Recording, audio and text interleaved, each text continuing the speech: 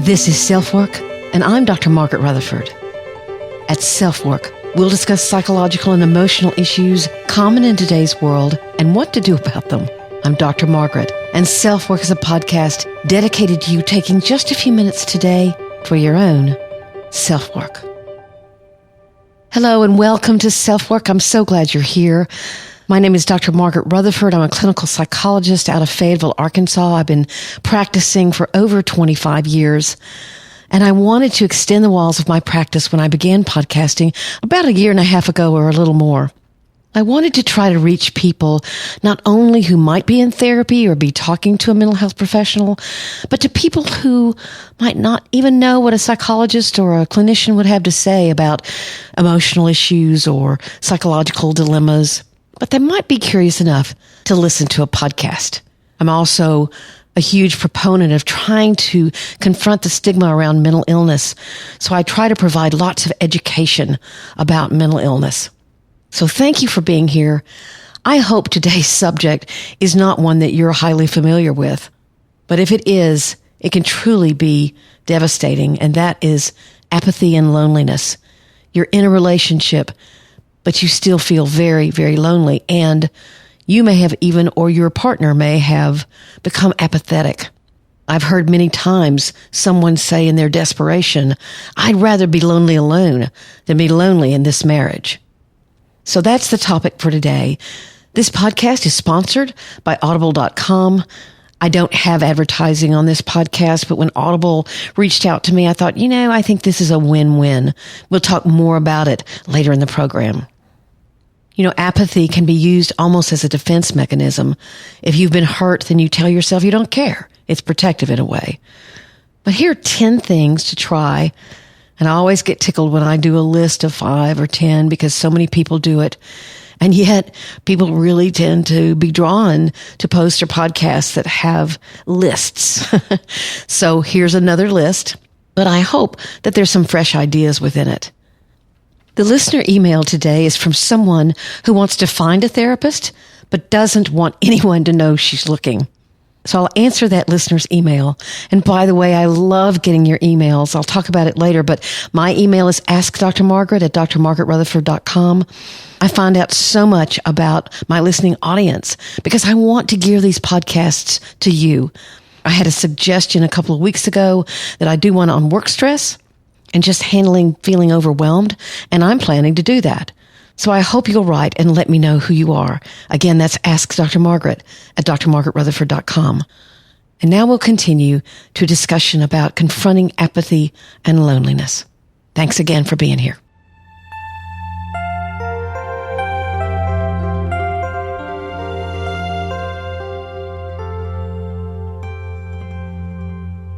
There are thousands of couples, well, there are probably hundreds of thousands of couples who rarely if ever spend time together as a couple. It's not simply that they've become out of sync, as I like to call it. They haven't felt in sync for a long time. And so either self-protectively or whatever agenda they may have, they decide they don't care. The famous line in Gone with the Wind at the end of the very long movie was, frankly, Scarlett, I don't give a damn. And that was by far worse than any argument they could have had for now a Scarlett who wanted the relationship. But let's pull it back to 2018. This is what I'll hear in therapy. I'll ask, when's the last time you've gone for a weekend or even a night together? Well, we went with friends to Kansas City. No, I mean together, by yourselves. Well, that's not in the budget. These folks don't talk much. They don't laugh anymore. They don't share their disappointments or their frustrations. They usually don't enjoy regular sex. Their lives intersect only around the kids, the holiday office party, or when planning a family vacation. Their marriage has become mostly a business, and it's very characterized by loneliness and apathy. So in the same session, I'm trying to stay positive, and I ask, well, so what are your goals as a couple? I get a blank look, some discomfort, a shrug of the shoulders.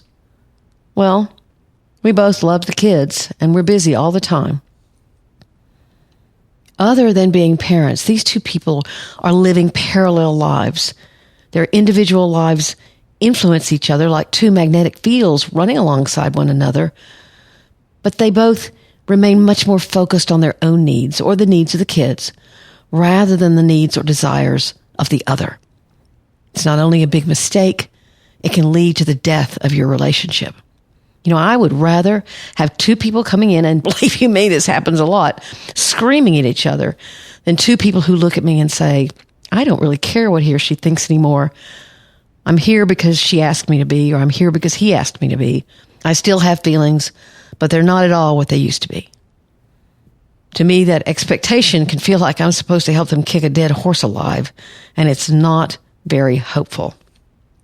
Years ago, I worked with a couple whose first marriages had actually ended with their spouse dying. After several years of being alone, but busy with children and family, they found each other. He loved that her hobby was sculpting, and he'd go out and watch as she molded clay into a piece of art. She'd spend time with him out in his garden trying to remember the difference between a gladiola and a hydrangea, and learn for the first time about landscape design. They were so happy, and they married and settled into life together, feeling that at long last, they'd found happiness again. They came to see me about 5 years into their marriage, and everything had turned sour. There was silence where there used to be sharing.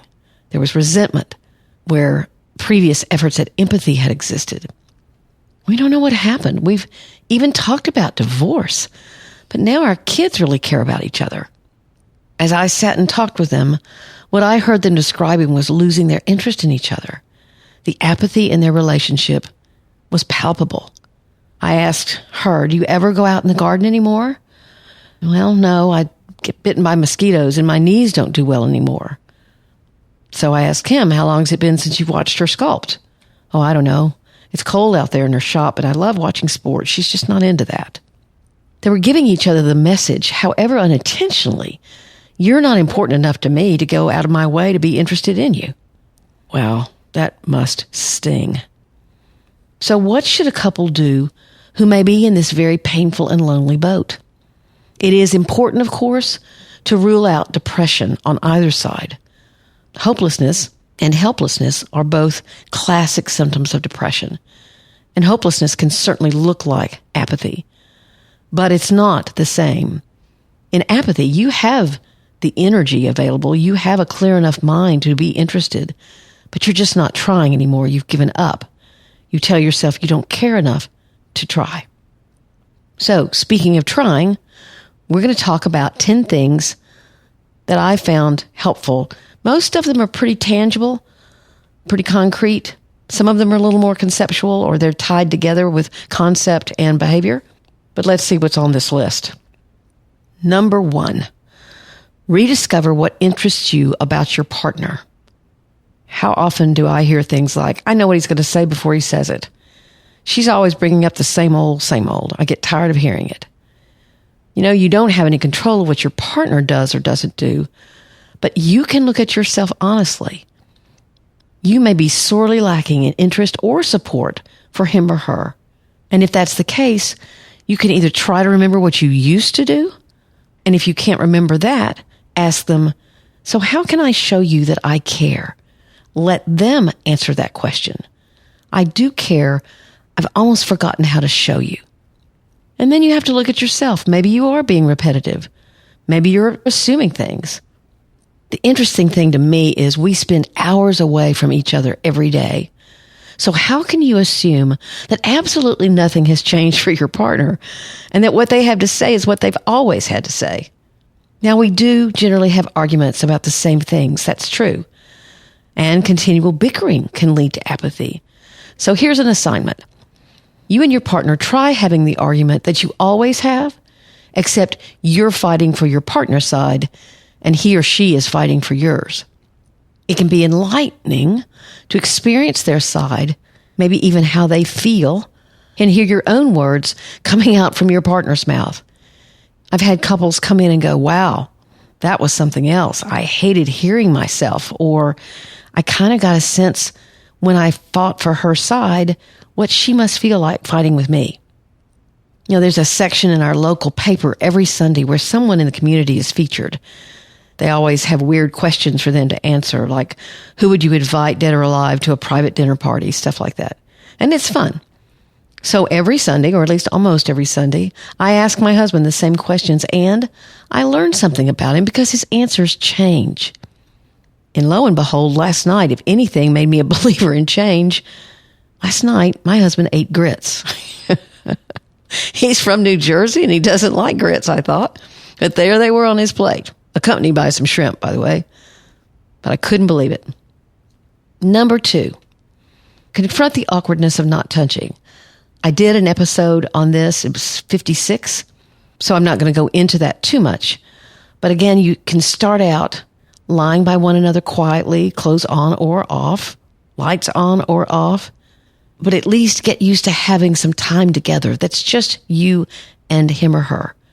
Start to reclaim what's enjoyable about simply hanging out in one another's company. Here's number 3. Plan a night away or even a simple dinner, but have the rule you cannot talk about the kids. Realize it's just as much your responsibility to be engaging and interesting as it was when you got together, perhaps even more so. If you haven't read a new book in a while, then read a book. If you haven't met anyone new that you could talk about or be excited about meeting, then search for someone to meet. Keep your own life fresh and find ways to communicate that with your partner. You've got to make your lives about the two of you, not just the kids.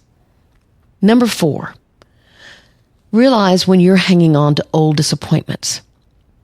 I recently was talking to someone who had a tragedy occur in her life several years ago, and she was married at the time. Her husband simply didn't respond the way she wanted him to and needed him to in many ways. She and I have had to work on whether he's really capable of doing what she expected rather than withholding something from her. But she realized that she was hiding behind these disappointments and that she needed to grieve them and let them go if she were going to remain married to this guy, which she wants to. If you do so, you're not going to be stuck in the past, but you're moving into the present and leaving behind what are old hurts.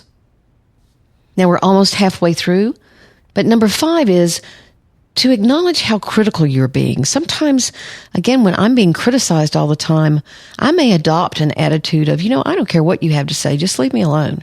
All you do is criticize. But perhaps you're being critical too. I gave that assignment to a couple one time, that they had to ask permission to be critical of one another. They had a couple of young kids, and they came back. I think I've told this story before. They came back laughing and saying, we just did not realize how much criticism had invaded our relationship. So you may think your partner's being critical, but how are you being critical? Before we go on to perhaps the most dramatic thing to try, I want to talk about the free trial from Audible. As I said in the intro, I don't have any advertising. I've never accepted it on my website, and several people have contacted me for the podcast, but I have said no. I want you to really trust that I don't have any hidden agendas of my own to do this. But when Audible came forward, they said, hey, it's a free trial for a month, and they get a free Audible book. And then if they want to unsubscribe, they can unsubscribe. So you get a chance to stick your toe in the water, see what it feels like to listen to an audiobook. And then if you don't like it, you get to keep the book and unsubscribe. The way you do this is to type in audibletrial.com/selfwork. That's audibletrial.com/selfwork. And the book that I would like to recommend to you is by Harriet Lerner. It's called The Dance of Intimacy. She has a whole series of books, The Dance of Anger, The Dance of Intimacy, The Dance of Deception. But for this particular topic, I thought The Dance of Intimacy would be good. But get whatever book you want. And just know also that whatever proceeds come back to me, I'm planning on giving to St. Jude's Children's Hospital, which is a free hospital program. They cover all expenses of both the patient and his or her family. It's a wonderful program. So get audibletrial.com/selfwork, and it's a win for you, and it's a win for St. Jude's. Okay, back to our list. Now this one is a little controversial.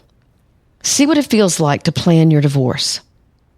A little bit tricky, a little bit dangerous, and it can be. But the couples I've given this assignment to are really stuck.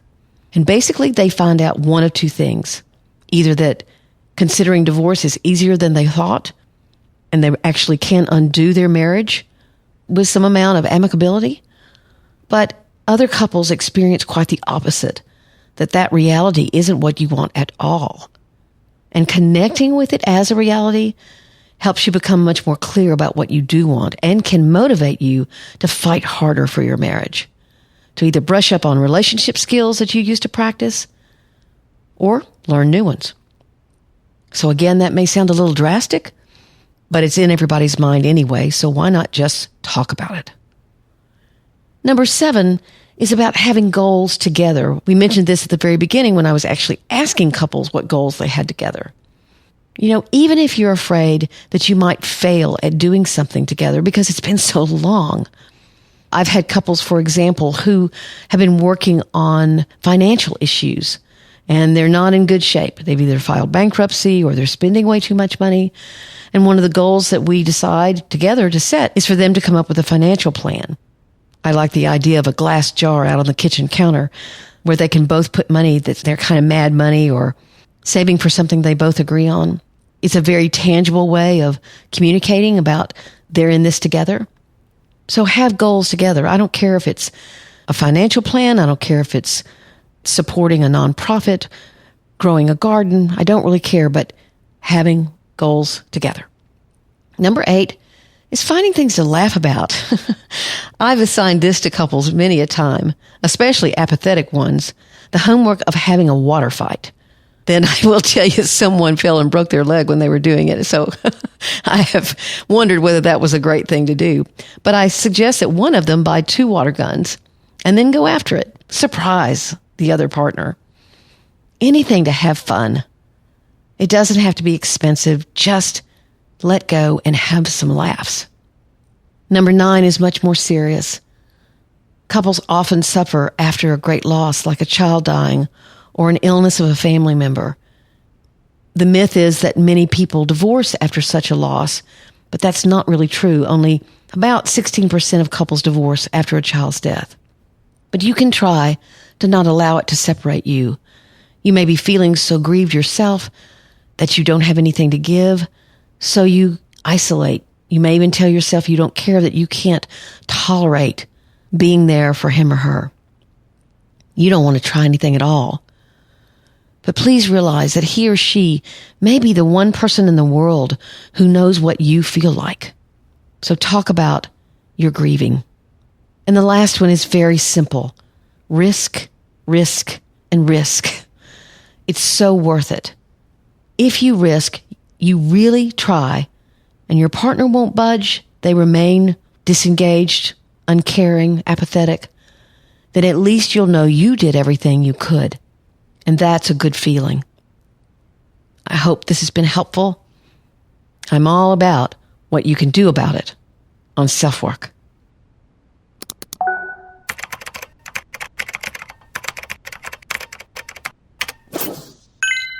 The listener email for today is pretty short and sweet. We've had some really long ones lately, so that must be a relief for those of you who are listening. This is probably a strange email, but I love your podcast. I found the one on perfectly hidden depression, and it resonated so well. She tells me the city she lives in, so it's pretty close to here, but unfortunately getting to Fayetteville is a bit out of my area. But how do I find a psychologist or psychiatrist in my city? If only they all had awesome podcasts. That's very nice. If you talked about this on one of your past episodes, would you mind sharing? I would like to ask my Facebook friends, but feel that the stigma for getting help or talking to someone would lead my friends and family to think I was on the verge of self-harm, and I'm not. Thank you for your time. So I thank her for listening to the podcast and give her some information. Most therapists these days have their own websites, and there's probably a local organization, like we have one here, the Psychologists of Northwest Arkansas. There's probably a local organization in your area. There's also the state organization, but they probably don't have a website that includes the websites of their members. Some practitioners also pay a fee to Psychology Today and are featured on their website as well. But I have to say, I get most of my referrals either from former patients or from family practitioners. So opening up to someone you trust may be the best way. Maybe not on Facebook, certainly, but with someone you trust. Certainly asking your OBGYN or family doc is also wise. And I reminded her, or told her, that episode 1, which was my very first episode, obviously, and I edited myself, and I was nervous as all get out, so I have no idea what it sounds like. But it details my ebook on this topic, which is called 7 Commandments of Good Therapy, which might offer also some good ideas. You can get a free copy of that if you subscribe to my website at drmargaretrutherford.com. If you have perfectly hidden depression and resonate with that, then obviously letting people know who you really are can be very difficult. So I have lots of blog posts about that on my website, as well as several podcast episodes. So good luck to you. Thanks for being a listener, and take care. I'm sure there are many people who are in the same boat as this woman, wanting to reach out and yet being a little adverse to letting people know that you are. I do this for a living, so I tend to forget sometimes how hard that initial step can be. My advice is simply not to wait until you're in a crisis before you do so. And maybe, hopefully, SelfWork is helping you realize a little bit about what therapy would be like.